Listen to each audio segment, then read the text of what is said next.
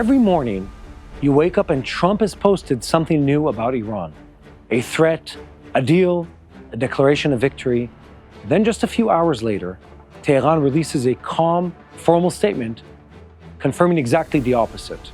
And it's hard to keep track, and honestly, that's the point. Because underneath all the noise sits a very simple question. Who in Tehran actually has the authority to close a deal? Because something has shifted in this war. Israel and the United States have done something no one has managed to do in decades. They've knocked the Islamic Republic off its axis. The supreme leader is dead. His top commanders are also dead. The nuclear program has been set back years. The pressure from outside has never been greater. But here's the paradox, and it's a real one.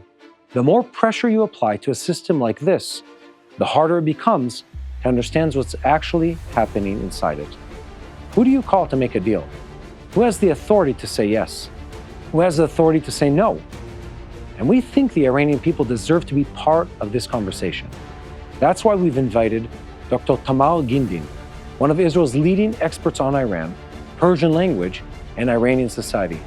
But before we meet her, if you want to stay on top of what's really happening in this war, like and subscribe, because we're here every week, every day of the week. But welcome, Thamar.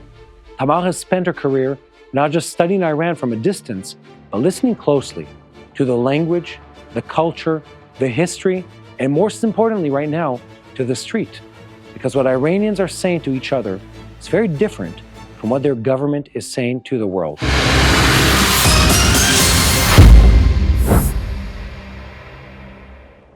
So Thamar, first of all, it's good to see you again, good to be with you again. Good to be with you again. Let's start with the people in Iran. I think there are very few people that I've met in the past that really understand like the feelings, the emotions, the conversation that's taking place in Iran. What are people in Iran saying right now? It's been months of this ongoing war of attrition, both the military strikes and the financial pressure, and just before that, the waves of demonstrations. What is the feeling on the street right now in Iran? In late December and early January 2026, was millions of people. And on January 8th, it was millions of people following the Crown Prince's call for everyone to be on the street. And they went on the street. They burnt mosques. They shouted slogans in favor of the Crown Prince. They shouted Javid Shah, long live the king. They shouted in Nabard Pahlavi Barmigarde. This is the last battle. Pahlavi is returning. They burnt mosques because these mosques, even religious people said it's okay because these mosques are not houses of God, but houses of oppression. And they mentioned that Muhammad the Prophet also burned a mosque when there was activity that did not match the values of Islam going on in it. And it's not really true that nothing happened after that night. After the internet shutdown was lifted, about 5 days later, 30 to 70,000 people slaughtered by militia soldiers that came to the help of the Islamic Republic is not nothing. There was a great massacre that the West sort of overlooked, maybe because when brown people kill brown people, we don't know who's the bad guy. None of them are Western. Maybe there were even protests in favor of the Islamic Republic and against the protesters in the West.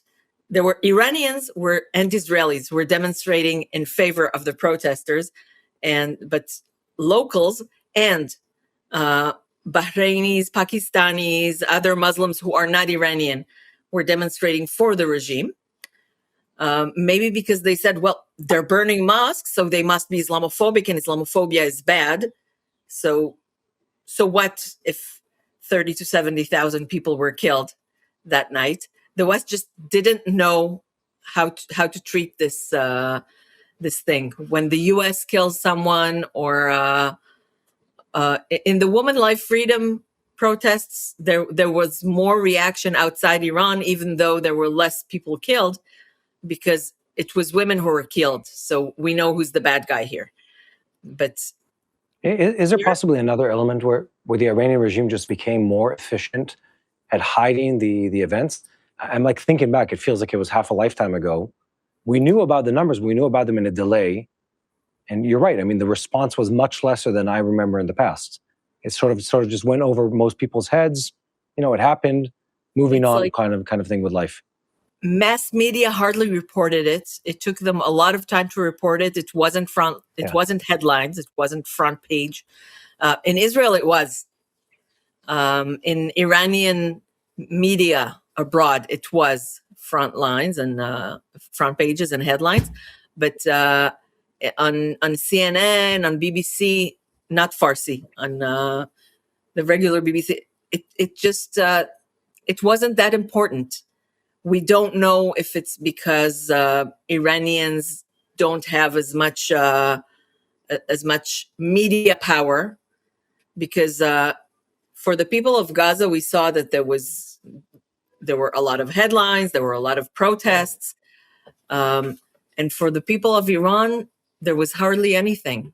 Europe and the West, there were some demonstrations for the Islamic Republic, for example, by the Communist Party of Germany, with all sorts of students saying, well, we don't know that all these thousands of people were killed, but we do know they burned mosques. You know the joke, are we the baddies? Like, are we the bad guys in history? And I feel like European countries have had several instances in recent months where, like, if they honestly look themselves in the mirror, I think they'd have trouble, like, not acknowledging that they're the bad guys in the story. Like, I find it bizarre, and you're making a valid point. How are they supporting this radical, violent, murderous regime and saying, well, we're not entirely sure of the facts? Well, usually you're not concerned with the facts. Here, you know what the facts are. You've seen images of them. Suddenly now it's Islamophobia.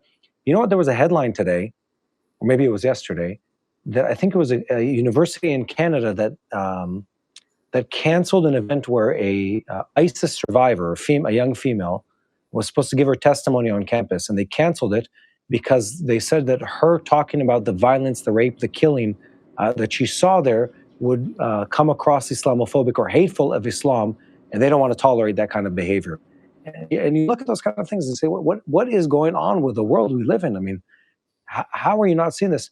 I'd ask you again, you're so connected to what's going on in Iran. Are the Iranian people aware of this, of like the discrepancy in how they're treated versus others, or how the event is treated versus other events? Of course, they're aware of the fact that the only support they get in the world is from Israelis. I'm not sure how good it is for international PR, but they are saying, Europe, where are you? Why were you shouting for Gaza but disregarding us? Where are all of the world leaders? Where are all the students? Why are people ignoring our pain? And I think it's mostly because no Westerner is involved, so it's not as interesting. And also maybe because there's no Qatari money involved.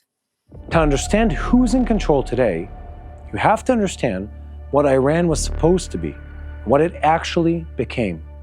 The Islamic Republic was built on one idea: God rules. Not a president, not a general, a supreme religious leader, a jurist, a cleric who governs on behalf of God himself. That's the founding principle. It's called Valiyat Ifaqih, the guardianship of the Islamic jurist. Khamenei invented it. Khamenei ran with it. The supreme leader was supposed to be the highest moral and religious authority in the land. And everything, the military, the courts, the parliament, answered to him. That was a theory, at least. The reality is that over 40 years, the Islamic Republic quietly handed more and more of its actual power to the IRGC, the Revolutionary Guards. Why did they do that? Because the guards were loyal, because they were effective, because every time Iran faced a crisis, protest, sanctions, war, it was the guards who held the line. Religious authority gave the system its legitimacy. Military muscle gave it its survival.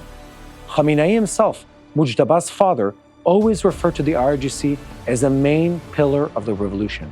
He actively divested authority to them to tighten his own grip on power. And it worked, until it didn't. Because what you've created now is a military organization that has the guns, the money, the intelligence networks, and the institutional muscle, and a religious leadership that has the titles. Now the father's dead. The titles are shaky, and the guns are still very much there. Analysts say the IRGC is no longer operating behind the scenes. It's openly emerging as the dominant force in Tehran. For ordinary Iranians, that shift matters enormously. The Islamic Republic at least claimed to be acting in the name of God and the revolution, a higher cause, however oppressive. What the IRGC offers instead of is simple and colder: control, survival, the continuation of power for its own sake. Literally today, as I'm preparing for this interview, you see these reports coming out of who knows where that are saying that the Iranians have restored most of their ballistic missile capability, not the manufacturing, but the tunnels, the cave systems, whatever still exists. And I ask myself, how far is what is being reported to us, let's call it in Western mainstream media, compared to what is really happening in Iran on the ground, what the regime is really saying to itself, what it's really communicating to its people? How much of a gap is there? And I'm thinking of the education of our audience, of understanding how different the reality perception actually is between what I know and what someone in the regime in Iran knows, what a guy on the street in Iran knows. It's not only what they know, it's also their interpretation. We're Western. Trump is Western. We don't think like Shiites. For a Shiite, losing the battle is winning the spiritual war. If you're killed, you become shaheed. That's Ali Khamenei still tweets once in a while. And Ali Shamkhani, who was also killed on February 28th, tweeted on March 1st saying, "Man hanuz zendeam, I'm still alive," with a verse from the Quran that says, وَلَا يَحْسَبُنَّ الَّذِينَ قُتِلُوا فِي سَبِيلِ اللَّهِ أَمْوَاتًا بَلْ أَحْيَاءٌ عِنْدَ رَبِّهِمْ يُرْزَقُونَ, which means those who died in the way of Allah are not considered dead, but alive, and God provides for them. So they are not dead. They're just now fighting on the spiritual level. And if Iran is destroyed, if the whole country is in havoc and is destroyed, and the economy is collapsing, it just means that the hidden imam is more or less the equivalent of the 12-verse Shia to the Messiah. And before he comes, there will be a huge mess in the world. So this is it. It's coming. And they're very resolute. They will not give up. They are, they don't have this word. They can't lose a battle. They will win it. They win spiritually. One way or another. And, but on the spiritual side, I understand. Tamal, yeah. Just to clarify, I understand the spiritual language. Mm-hmm. A few days ago, the spokesman of the Ministry of Foreign Affairs was interviewed. He had a press conference, and there was an Afghan reporter said, the U.S. is a superpower, and it pretty much crushed Iran. Why won't you compromise? Why won't you concede? Yeah. And he said, we're also a superpower. I don't know how much of it they really believe and how much of it is propaganda. My son just heard a video this week. My son here listens to videos of geopolitics. He's 12. Good friend. And do you know what the first words of Saddam Hussein were when the American soldiers pulled him out of that pit? I have no idea. He said, I'm Saddam Hussein, president of Iraq, and I'm willing to negotiate. What a genius. A maniacal one, but what a genius. Yeah, so I don't know if they believe their own propaganda or if they're doing it in order to give the people hope, what they think is hope, because the real hope for most of the people is for the regime to collapse, or if it's something they just show on the outside. The regime situation right now is khar to khar, dog eat dog. Just a lot of different power groups different interest groups fighting each other. We're not even sure who the people are. Okay. When Trump said he wants to negotiate with Qalibaf and IRGC, I said, who gave them the mandate? What mandate do they have? When they left Iran for the talks in Pakistan, they were met with a demonstration by the IRGC saying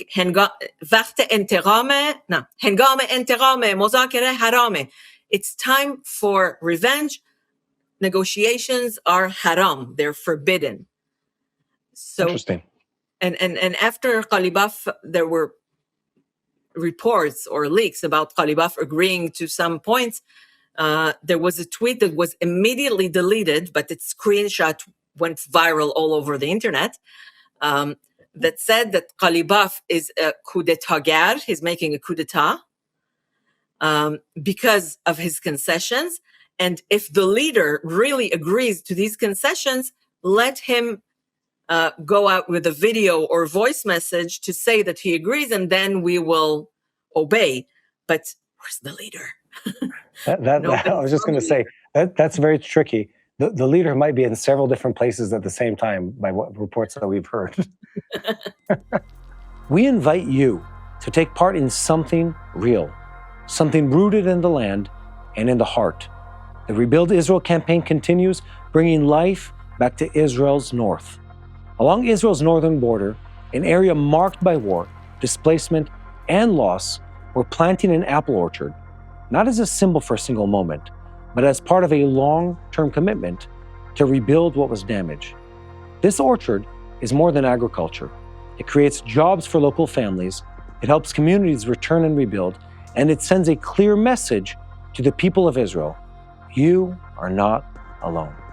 When you donate, you're not just giving, you're rebuilding. Your support puts trees in the ground, it restores livelihoods, and it transforms land scarred by war into land that grows once more. This is how renewal takes root. This is how Israel rebuilds after war. Join us in restoring the North and strengthening the future of the land of Israel. Go now to tbn.org/rebuildisrael or call 800-804-7895. Rebuild the land, restore hope, bless the future. So the guards are in charge. But here's what makes it complicated. They're not unified. This isn't a single man with a plan. It's a collection of powerful factions, all competing for power. The parliament speaker and the foreign minister, the men actually sitting across the table in negotiations, reportedly cannot make a single major decision without IRGC approval. The elected president, blocked from key decisions, can't even get a meeting with the supreme leader. Inside the IRGC itself, there are rival factions competing for access, for authority, for control of what Iran looks like after this war. What has emerged is not a single leader running the country. It's a hardened network, more collective, more difficult to coerce, and deliberately less visible. For Israel and the United States, that's actually a significant strategic challenge. You can't decapitate a system that doesn't have one head. You can't negotiate a final deal when no one on the other side has the full authority to sign it. Pretty late in the war that started on October 7th until April 14th, 2024, the Islamic Republic was not directly involved in the war against Israel, only by proxy. He was very careful with this. Even the first two attacks were, I think, designed to not do too much harm, but only show that they are not a country to mess with or to be taken lightly. He didn't imagine the escalation that would follow, but the message was, don't mess with us, but it was mild enough so as not to start a war. And but you're raising a problematic question, Thamar. If there are all these different factions, I think we've asked this question often, is how do you negotiate when behind the scenes there's government members that publicly say, don't listen to our foreign minister, don't listen to the head of the parliament, don't listen to these people. They don't know what they're talking about. We're the ones who are deciding. So what do you do? I don't know why Trump wants to negotiate. I don't think that this, I could be wrong. I'm not a prophet.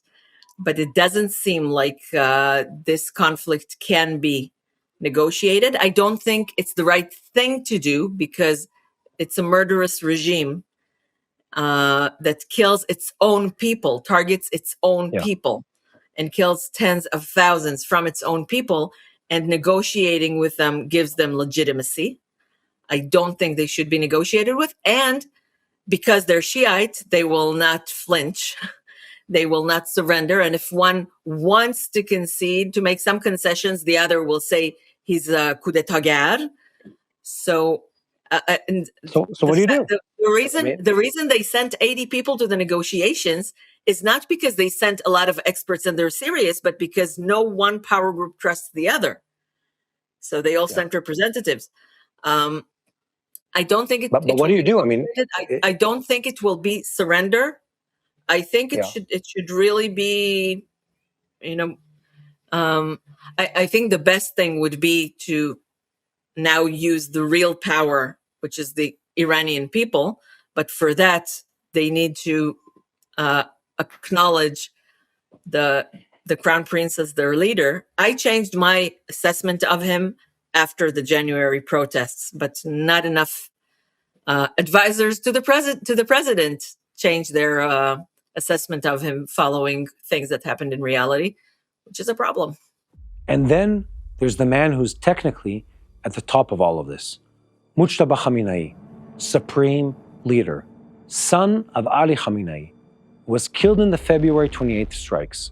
Those who know him describe Mojtaba as his father on steroids, raised inside the revolution, shaped by militant ideology from birth, deeply embedded in IRGC networks his entire life. He fought in the Iran-Iraq war. He built relationships inside the security apparatus for decades, and by all accounts, he is harder, more ideological, and less interested in diplomacy than his father ever was. He was rushed into the position days later, pushed through by the IRGC hardliners who wanted a familiar face they could work with. The problem, he's been completely invisible for over 3 months. No authentic photos, no video, no public appearances. Only written statements and images that US intelligence is now working to verify, with some appearing to have been AI generated. He was apparently injured in a subsequent strike that also killed his wife. An official from his own office confirmed injuries to his knee, back, and head. The Pentagon described him as wounded and likely disfigured. But there's another reason he won't show his face. Israel has made clear he is now at the top of its target list. Iran's top leaders are reportedly all living like wanted men, moving between safe houses, avoiding any digital communication, because the moment you appear, Mossad knows where you are. So is he actually running the country? US intelligence says there is no indication he is actually giving orders on any ongoing basis, but nothing proving he isn't. One analyst put it plainly: Mojtaba is missing in action, and attributed statements to him as simply becoming a useful cover, giving Iranian negotiators something to hide behind when they need to deflect criticism. He may be alive, injured, hiding, and largely symbolic, or something worse. Nobody knows, and that includes the people sitting across the table from Iran right now. You pivot and you say, well, look, I've made a mistake. Let's try to do something else. But what is going on in their mind? What is it in their ideology galvanizing them in one direction instead of allowing them to change, to pivot, to confess, to need the change? Well, what's actually going on there? Some of the part of the regime's indoctrination is this indoctrination and brainwashing. The IRGC was created as a parallel army. It has everything that the army has: Navy, Air Force. In the IRGC, it's aerospace, land, ground forces, air defense. And the IRGC also has Quds Force, which is the external wing, and Basij, which is the voluntary body, and intelligence. And the IRGC doesn't have Iran in the name. It's the Islamic Revolution Guardian Corps. And they protect the Islamic Revolution, which is the regime against outside threats, that's Quds Force, and also against the Iranian people.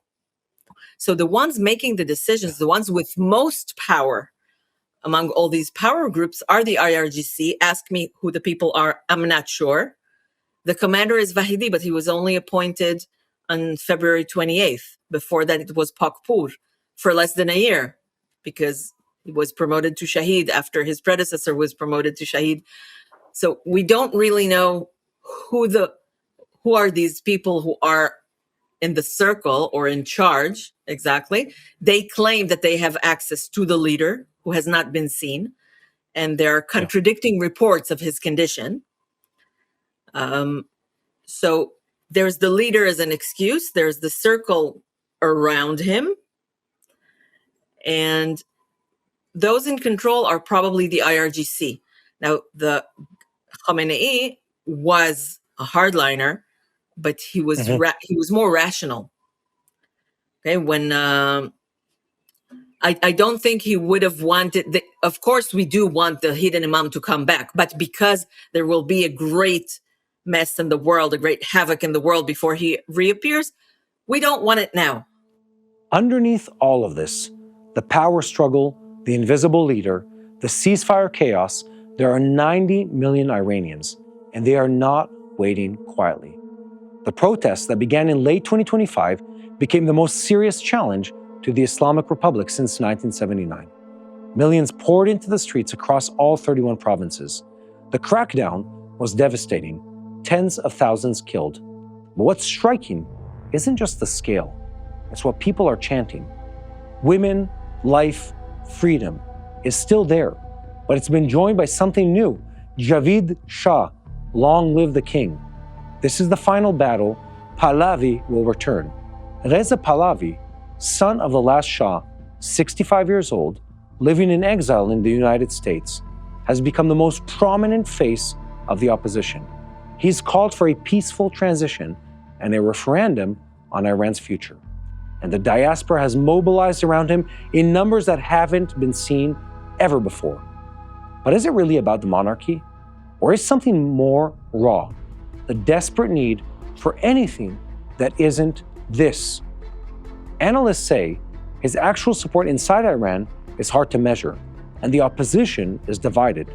Some chant Javid Shah, others chant neither Shah nor clergy. What's undeniable is that a generation of Iranians has decided the Islamic Republic can't be fixed from within. The question of what comes next is still wide open.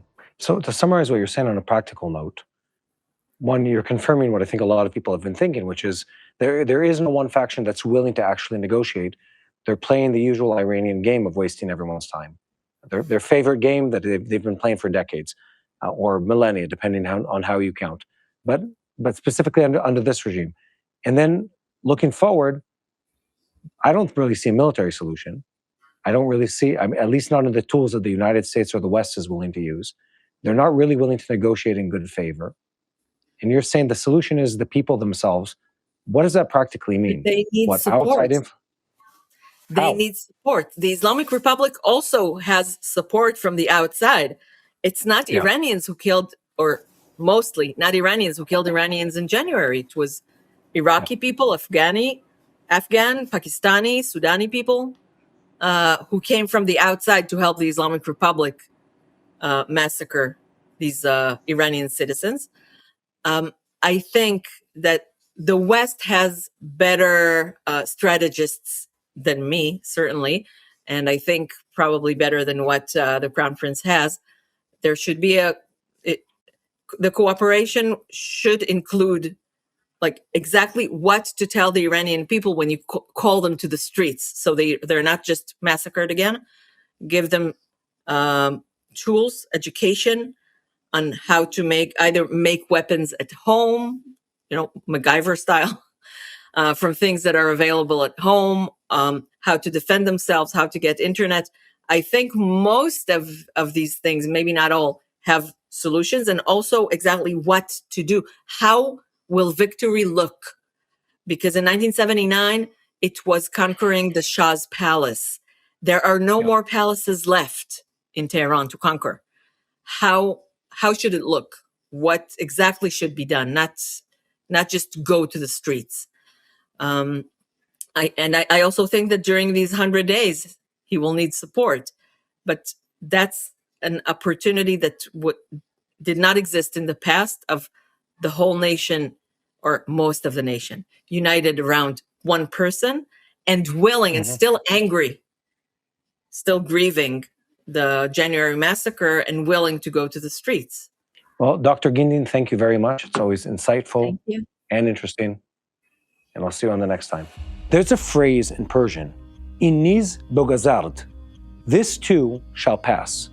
It's meant as comfort, but right now in Iran, I think people are saying it differently. Not as reassurance, as a promise. What Israel and the United States have done is crack open a system that looked unbreakable for 47 years. Whether that crack becomes a collapse, whether the people get the country they're chanting for, that's not decided yet. It's being decided right now, in the streets, in the safe houses, in the negotiating rooms, and on the rooftops at night, where people are still making noise. We'll keep watching, and we will be back. Hello, this is Mati here in Jerusalem with TBN Israel. This is Yair Pinto from TBN Israel here in Jerusalem. TBN Israel is keeping viewers informed with Israel-focused news, culture, and what God is doing in this land. Support TBN Israel today online at tbn.org/Israel. Thank you.